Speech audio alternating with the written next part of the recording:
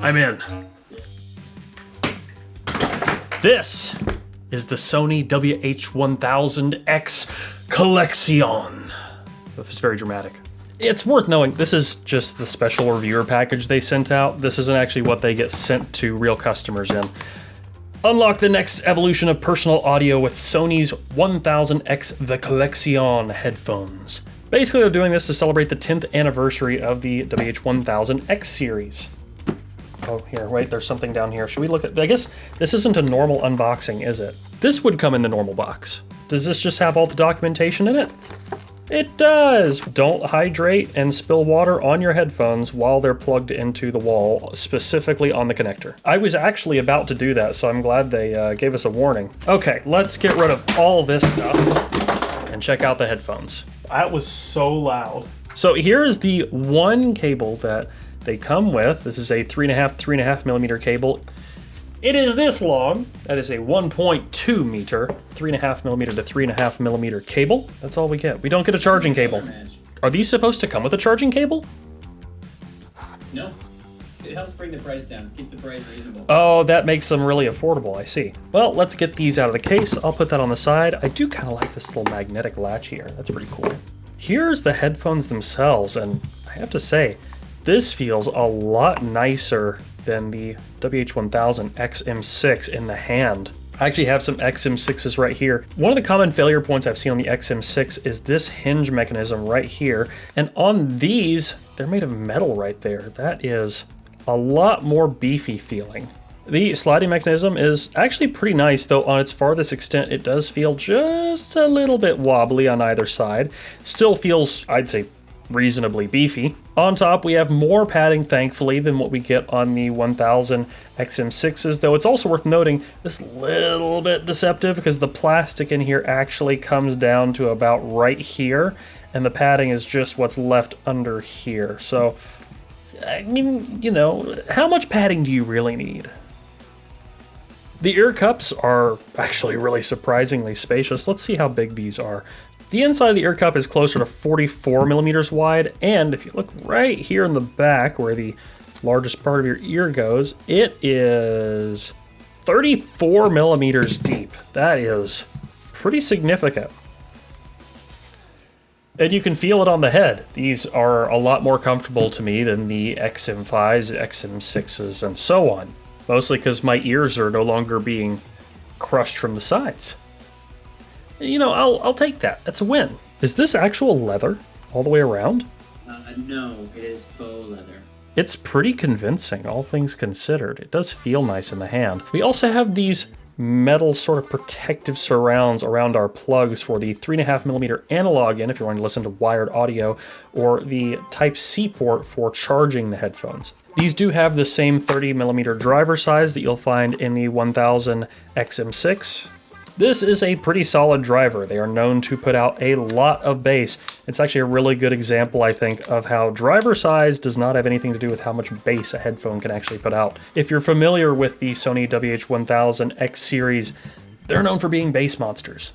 So we have a power button on the bottom that turns them on. You can also press and hold it to put them in a pairing mode. The button above that is what you use to switch between noise canceling on or the ambient transparency mode on, so you can hear what's going on all around you. I have that on right now and it sounds very strange. My own voice is very amplified right now. And you can double tap that to mute or unmute. That's all it says. Presumably the microphone, though I guess we'll find out when we do a voice demo of this thing. And then the button directly above that, here, you can see me pressing it right now. This switches between music upmix, cinema upmix, and standard. What does that mean? Well, it's kind of like on AirPods when you can turn on spatialize audio for tracks that don't actually have spatial audio. This is sort of upmixing and adding some processing to try and give things a bit of spice. Or as I like to say, you can turn it on if you want your music to sound more V-shaped and spiky and like you're listening to it through a Bluetooth speaker in a bathtub. Like some previous Sony headphones, you can touch the side of these and interact with them. Pressing and holding this side makes it so my noise canceling turns off and I can hear to talk to you. And now I can't hear again. The touch controls also control things like play, pause, skip, track forward and back, volume up and down, all that stuff that you're probably very used to at this point. As for codec support, these of course have SBC and AAC, but they also have LDAC and LC3 support. And if you have noise canceling on, these can run for up to a maximum of 24 hours. A bit longer with the noise canceling turned off. Now that's for just using them as headphones. If you're using them for calls with noise canceling on, they go up to a maximum of 16 hours. It's not as long as I would have expected. But now's the fun part, where I can talk about how good the sound quality is on these using science. But first, we're gonna talk about our sponsor. You asked for the LTT sock, and boy oh boy, did we make one. But there's a reason it took us 6 years to engineer the Forever sock. And Creator Warehouse really thinks they made something special here, because not only did they use a denser loop construction for the bottom of the sock, making them more comfortable to walk on and giving them a longer lifespan, they also found a way to prevent that smell from building up over time. See, instead of coating the socks in something to combat smells, they bonded copper ions right into the fibers themselves. So head on over to lttstore.com and grab your own pair today. This is the frequency response and variation of the Sony WH-1000X Collexion. What does that mean? Well, we measure that headphone on a few different measurement fixtures. We take all of that data, we crunch it down, we use it to build this range of how the headphone will vary from person to person. This gray range is the average listener preference, and it's a pretty wide range. Generally speaking, if something is in this range, people will perceive it as being higher sound quality. On the low end down here, we have our deep sub-bass, the super rumbly parts of the music. Here we have our bass going into the low mids, where you feel more kick and warmth and richness. This is the mid-range. It's where most of your music lives. Up here is where the mid-range goes into the treble. This is where sounds start to get a bit higher pitched. And then up here is the upper treble, where you hear the S's, the sizzles in your music. As you can see based on that, these have a holy hell of a lot of sub-bass. From there, it still continues way through the mid-range. This is far beyond the point that I would describe as bloated, boomy, excessive, muddy, just, it's a lot of bass. It's a whole lot of bass. To the point where it kind of makes me do a whiplash head turn when they said this is a balanced studio grade headphone. Now that is the case right here in the mid-range from about 400 hertz up until maybe about 5-6 kilohertz. This range is really solid. This is what I would expect from a good headphone just between these two regions right here. Just for example, on the upper end of this is someone who's wanting a more bass heavy headphone. And decibels are logarithmic, so it's not just this is twice as loud as that. This could be like 3 times, 4 times as loud as something that is down in the range down here. Moving on up, we have a dip right here. This is around 7 kilohertz. It's not the worst thing in the world. I am not super worried about this dip. What I am more worried about is that it transitions straight up into a pretty significant spike at around 12 kilohertz.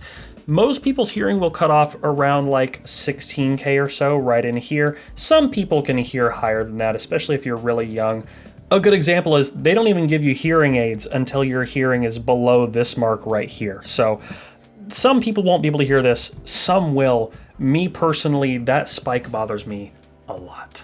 Now there is a custom EQ.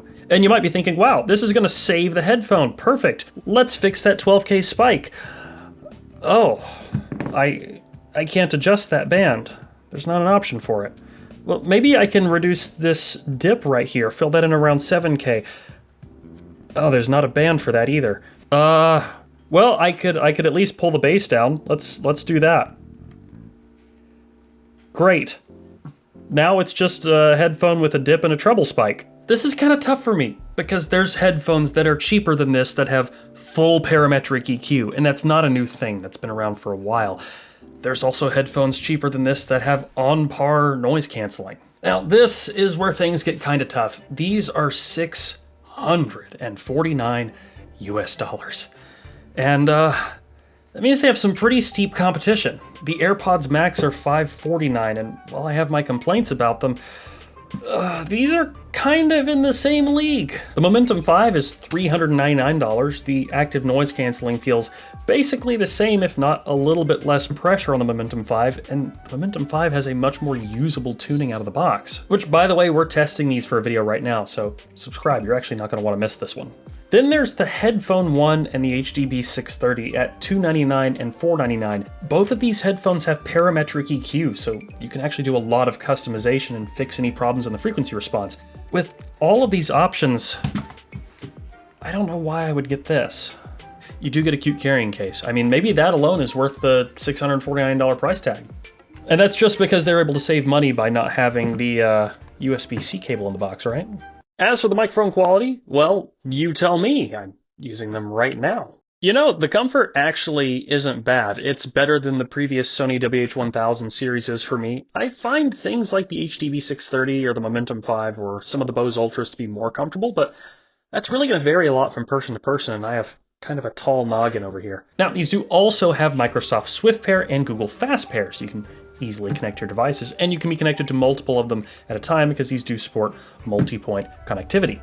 If you want to know more about some ANC headphones, you should stick around for a Momentum 5 video coming up. Other than that, I also mentioned the Nothing headphones in this video. You can check those out here on our channel too.